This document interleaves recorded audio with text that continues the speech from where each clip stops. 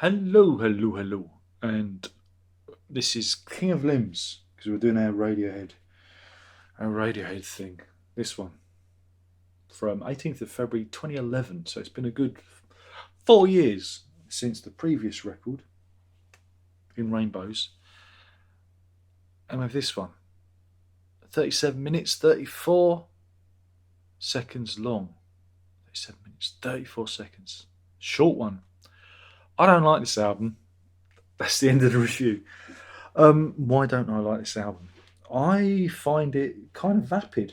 I don't find there's not a lot here. There's not a lot for me. And what we have Tom York's obsession with electronica. And, well, the two words that define the whole record for me. And that's skittering beats, that kind of, pulse that runs through it. The whole A side is punctuated with that kind of. Well, I look at it as bad electronica, and it's a rhythmic device that I don't know. I just find it distracting. It's more of a distraction than an aid to the music.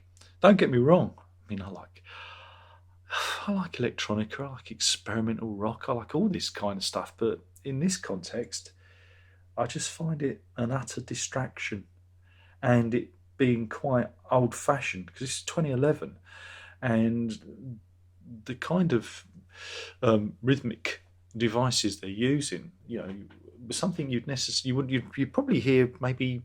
I'm trying to think, 10, 13 years previously. It felt old fashioned, compared to where they should be going. You know, again, there's this familiarity about it. Again, but when you turn over to the B side, yeah, you do see some flashes of Radiohead, doing what Radiohead do. But again, the last track, which is quite a good, decent track, Separator, has that awful pulse running through it again. And if you just turn it down or replaced it with something else, it'd be quite a good track. And also, Tom York's vocals at this point become more of a moan, a wail, a noise than him trying to deliver words that you could understand. It's just he's been allowed to become unintelligible. Maybe that's the intention. Maybe it's meant to be unintelligible. It's meant to be more like a tone poem than an actual. You listen to how he sang on OK Computer or even Kid A, and then you listen to his singing here, and it's just, like I say, unintelligible. It's a mess. You know, he's in love with the sound of his own voice, the actual sound of it. So he's using it as an instrument, and that's great if you're not trying to get any kind of lyrical content over. But here, like I say, the lyrics almost become second place to him, making mouth noises. The best way I can describe it. But yeah, I've always had a trouble with this record because it's just, I don't know. It's either I can't decide if it's just undercooked or there's just not a lot to it. Um, again, the A side of it are just, and the B side you see it just a little bit edging towards their potential. But as a whole, I find it utterly. It's the worst album for me. It really is truly their worst record, and I get nothing from it. I do not want to listen to it. I don't even look forward to listening to it. For this, I listened to it. I got the album out again. I put it on. It's like, oh god, here we go. Here's a chore. My opinion of it wasn't going to change because, well, how can it? It's not very good. So yeah.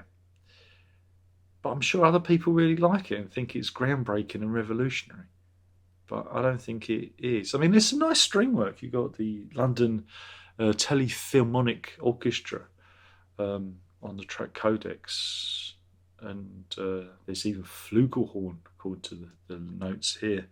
And that again, that breaks it up. That makes it sound, it makes the album, gives it an extra dimension to it. But by then, it's just a little. There's nothing that jumps out. There's nothing that grabs me. Um, and again, it's like they've taken Hail to the Thief and the worst bits of Hail to the Thief and kind of really kind of extrapolated those pieces. You don't have that kind of urgency, live immediacy of the previous album of In Rainbows. Like I said, that you feel, there's a potency to it. This is like, I don't know, they're on some sort of medication, they're heavily sedated. It's like you're moving through a slow fog of sedation.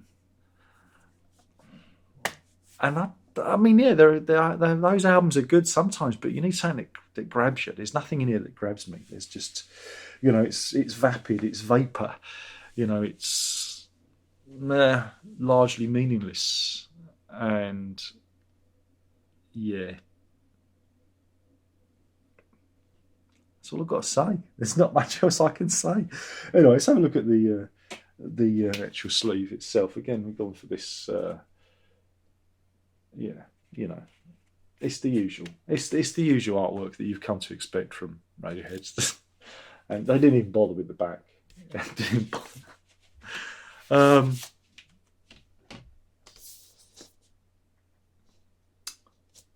Yeah. I'm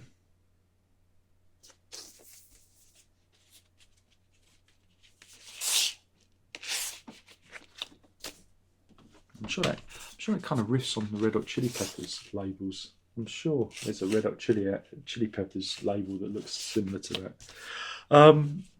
So yeah, there's download card nearly ejected itself and ran away there. Very shiny. I don't think it's how shiny that is. I think that'd be a matte sleeve, wouldn't you? Very shiny. So yeah, maybe you love this album. If you do, please tell me why in the comments box below. Or maybe you're like me. Maybe it just leaves you scratching your head and going, what? What that? What's going on there? I only made number 7 in the UK albums charts. That's quite telling, isn't it, really?